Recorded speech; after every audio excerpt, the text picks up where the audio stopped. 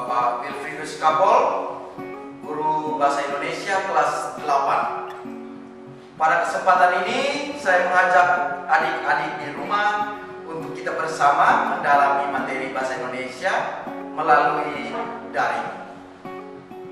Semoga adik-adik dapat mengikuti pembelajaran ini dengan baik. Mari kita memulai kegiatan kita pada pagi hari ini dengan doa. Doa dimulai. Doa selesai. Baik adik-adik, khusus untuk materi kita pada hari ini, itu kita akan membahas tentang teks berita. Dalam bahasa Indonesia itu dikenal ada beberapa jenis teks, seperti teks drama, teks eksplanasi, deskripsi, dan beberapa teks yang lainnya. Namun pada kesempatan ini kita khusus pada teks berita.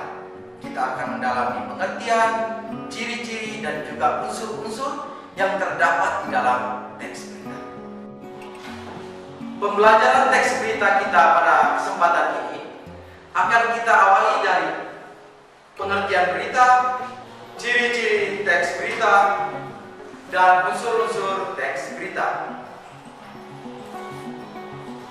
Dalam kehidupan sehari-hari, kita sering menyaksikan teks berita melalui berbagai macam media. Ada media televisi, ada media radio, dan juga ada media surat kabar.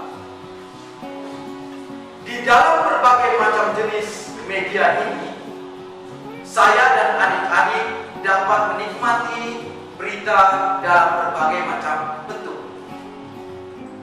Ada yang bentuknya audio visual. Kita melihat gambar atau tulisan sekaligus mendengarkan suara. Ada juga berita yang bentuknya audio. Dia hanya menampilkan suara. Contohnya berita melalui media radio. Dan juga ada berita yang disajikan dalam bentuk visual. Contohnya yang kita saksikan di surat kabar. Di sana berita dimuat dalam bentuk tulisan.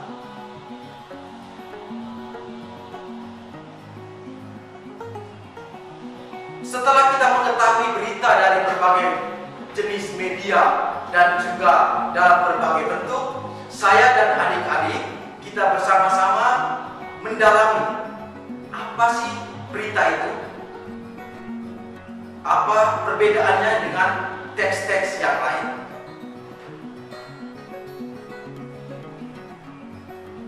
Berita adalah laporan dari sebuah peristiwa yang sedang atau telah terjadi. Jadi adik-adik, namanya berita adalah laporan dari sebuah peristiwa atau kejadian yang sedang atau telah terjadi. Karena berita adalah laporan, maka di dalamnya pasti memuat banyak informasi yang berhubungan dengan peristiwa tertentu.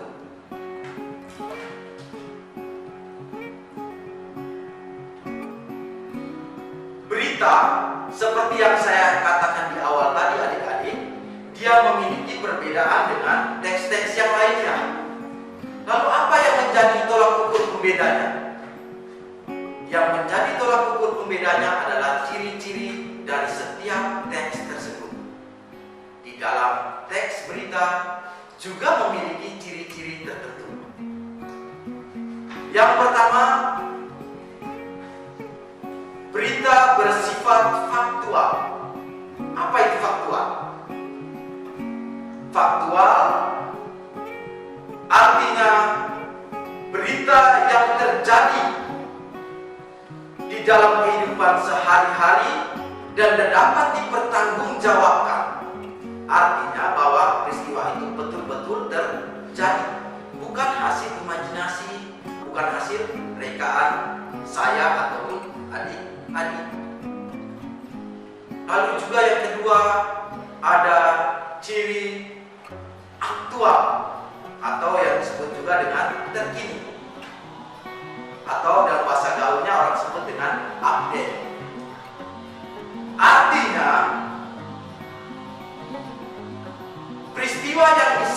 dalam berita adalah peristiwa yang baru saja terjadi, yang masih hangat atau layak untuk didengar atau dinikmati oleh para pembaca.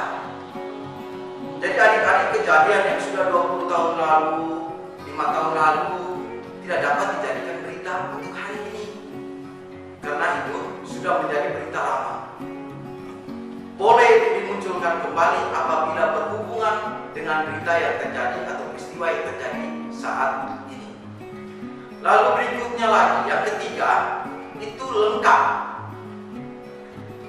Artinya sebagai seorang penulis berita, dia harus mampu menyajikan semua informasi yang berhubungan dengan peristiwa tersebut secara lengkap di dalam teks berita. Tujuannya supaya apa? Supaya pendengar atau penikmat berita dapat mengetahui informasi secara utuh dalam sebuah peristiwa. Yang berikut lagi adik-adik, yang keempat, seimbang. Sebuah berita memang ditampilkan berdasarkan fakta yang terjadi di lapangan. Tetapi seorang penulis berita harus jeli melihat isi informasi dalam berita tersebut.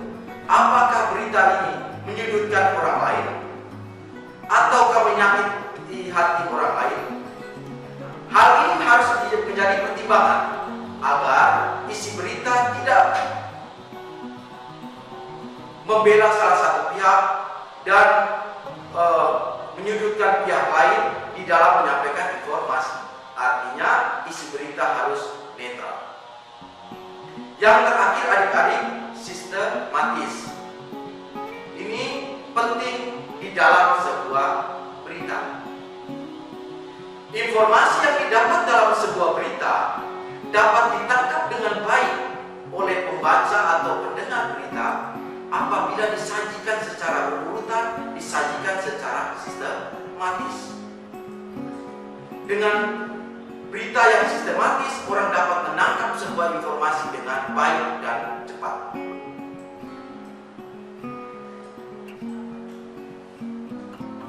Dari ciri-ciri yang ada di dalam berita, sekarang kita menuju kepada unsur-unsur yang terkandung di dalam sebuah berita. Unsur-unsur adalah bagian-bagian yang membentuk sebuah berita.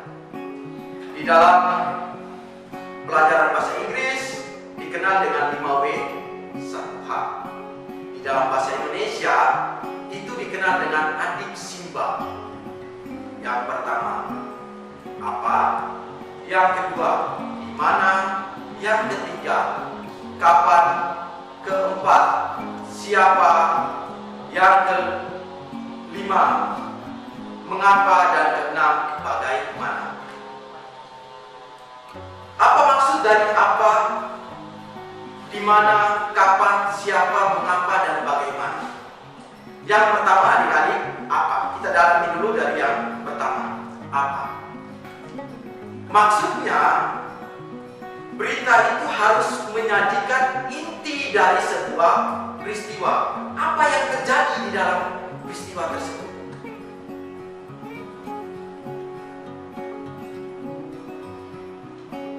Yang kedua, di mana? Kata di mana itu selalu merujuk kepada tempat. Artinya, di mana berita atau peristiwa itu terjadi harus juga disampaikan secara terperinci di dalam sebuah teks berita. Lalu yang ketiga, kapan? Kata kapan selalu merujuk pada waktu. Artinya, kapan peristiwa itu terjadi. Hal ini harus disampaikan di dalam sebuah berita. Lalu yang berikut, siapa? Siapa di dalam sebuah berita bisa menyangkut siapa yang melakukan, ataukah siapa saja yang terlibat di dalam sebuah peristiwa. Lalu yang kelima, mengapa? Adik-adik, pertanyaan mengapa selalu merujuk kepada alasan. Artinya, hal yang menjadi pemicu dari sebuah peristiwa harus juga disampaikan di dalam teks berita agar penikmat berita dapat menangkap semua informasi yang ada. Lalu yang terakhir, bagaimana? Kata bagaimana di dalam bahasa Indonesia merujuk kepada dua hal. Yang pertama, dia bisa merujuk kepada keadaan seseorang atau sekelompok orang atau benda. Yang kedua, merujuk kepada proses terjadinya sesuatu. Contoh, bagaimana keadaan adik-adik saat ini? Berarti saya sedang menanyakan keadaan dari adik-adik. Bagaimana yang kedua, itu menyangkut proses terjadinya sesuatu. Contoh, bagaimana Anda dapat membuat pot bunga itu? Oh, saya bisa membuat pot bunga itu karena saya lihat di YouTube. Lalu saya membeli bahannya, lalu saya mencoba mempraktekannya. Berarti dia menjelaskan tentang proses terjadinya sesuatu. Setelah kita mendapati ciri dan juga unsur-unsur yang terdapat di dalam teks berita tadi, saya mengajak adik-adik semua untuk memperhatikan sebuah contoh berita. Nanti kita sama-sama melihat unsur-unsur yang ada di dalam teks berita tersebut.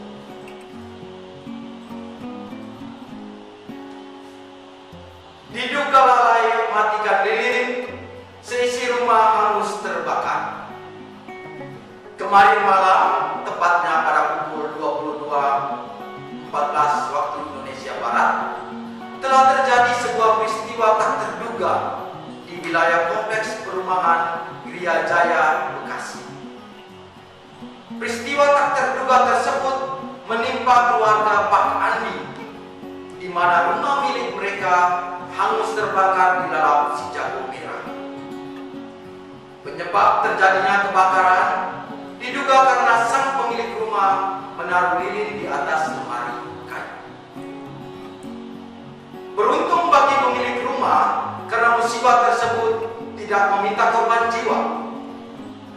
Hal ini dikarenakan saat terjadinya kebakaran, Pak Andi sedang menghadiri tahlilan di rumah tetangganya. Sementara itu, sang istri juga tidak ada di rumah karena sedang pulang kampung. Meskipun tidak ada korban jiwa, peristiwa ini tetap saja mengakibatkan kerugian materi hingga 800 juta rupiah. Saya harap adik-adik dapat menangkap isi dari teks ini. Saya ulangi sekali lagi. Diduga lalai matikan lilin, seisi rumah hangus terbakar. Kemarin malam, tepatnya pada pukul 22.14 waktu Indonesia bagian Barat, telah terjadi sebuah peristiwa tak terduga di wilayah kompleks perumahan Gria Jaya, Bekasi. Peristiwa tak terduga tersebut menimpa keluarga Pak Andi, di mana rumah milik mereka hangus terbakar dilalap si jago merah. Penyebab terjadinya kebakaran diduga karena sang pemilik rumah menaruh lilin di atas lemari kayu. Beruntung bagi pemilik rumah karena musibah tersebut tidak meminta korban jiwa. Hal ini dikarenakan saat terjadinya kebakaran, Pak Andi sedang menghadiri tahlilan di rumah tetangganya. Sementara itu, sang istri juga tidak ada di rumah karena sedang pulang kampung. Meskipun tidak ada korban jiwa, peristiwa ini tetap saja mengakibatkan kerugian materi hingga 800 juta rupiah. Dari berita ini, sekarang saya mengajak adik-adik untuk mendalami unsur-unsur yang ada di dalamnya. Yang pertama, apa?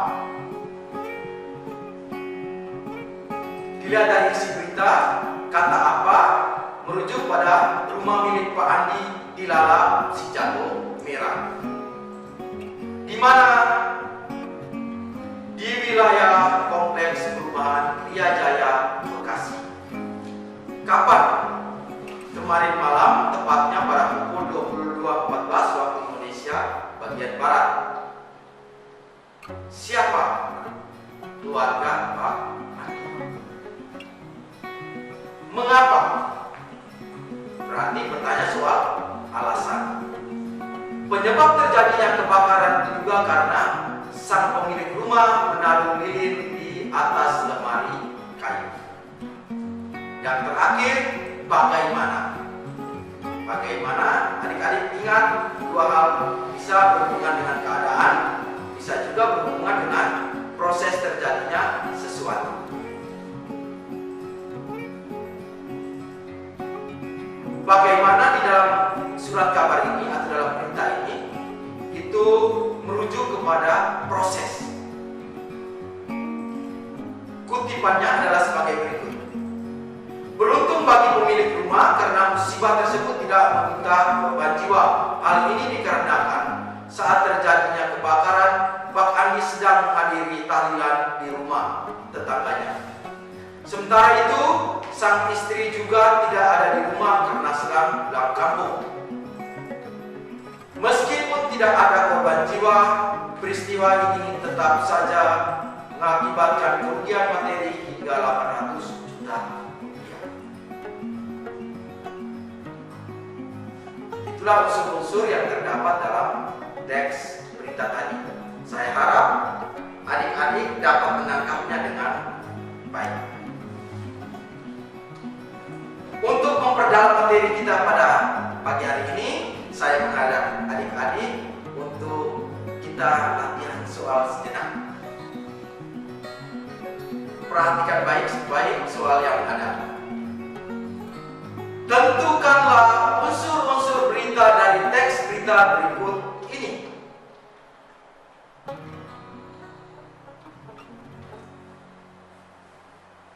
Ini teks berita yang akan kita dalami.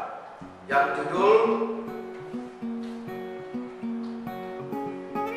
Langka sejak ramai corona, harga bawang bombay dekati 200.000 rupiah per kilogram.